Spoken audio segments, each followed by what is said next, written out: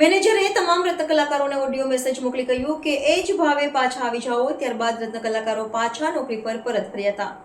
સુરતનો હીરા ઉદ્યોગ પહેલેથી જ મંદીના માહોલનો સામનો કરી રહ્યો છે, ત્યારે વધુ એક વિવાદ સામે આવ્યો છે. ઈચ્છાપુર સ્થિત જાણીતી ગ્રીન લેબ ડાયમંડ કંપનીમાં રત્ન કલાકારોની મજૂરીના પ્રતિ કેરેટ ભાવમાં કપાત થતાં 100થી વધુ કારીગરોએ હડતાળ પર ઉતરીને કંપનીની બહાર વિરોધ પ્રદર્શન કર્યું હતું. જોકે વિવાદ વધતા એક બાજુ માલિકે કહ્યું કે ભાવ ઘટાડો કરાયો નથી.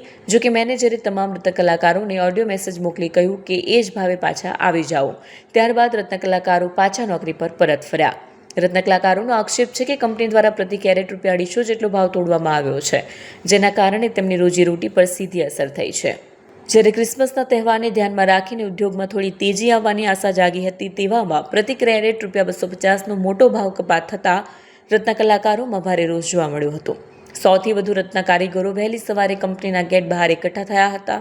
વિવાદ વધુ વણશે નહીં તે માટે કંપની મેનેજમેન્ટે તાત્કાલિક પગલું ભર્યું. કંપનીના મેનેજર તરફથી તમામ હડતાળી રત્ન કલાકારોને એક ઓડિયો મેસેજ મોકલવામાં આવ્યો. આ ઓડિયો મેસેજમાં સ્પષ્ટ જણાવવામાં આવ્યું હતું કે જૂના ભાવે જ તમામ રત્ન કલાકારો કંપનીમાં પરત આવી જાય.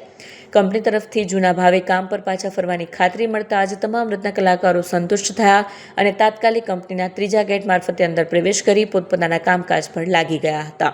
આ ઓડિયો મેસેજના હસ્તક્ષેપથી મોટો વિવાદ ગણતરીના કલાકોમાં જ થાળે પડ્યો, પરંતુ હીરા ઉદ્યોગની વર્તમાન કફોડી સ્થિતિ અને રત્ન કલાકારોની મજૂરીનો મુદ્દો ફરી એકવાર ચર્ચાના કેન્દ્રમાં આવ્યો છે.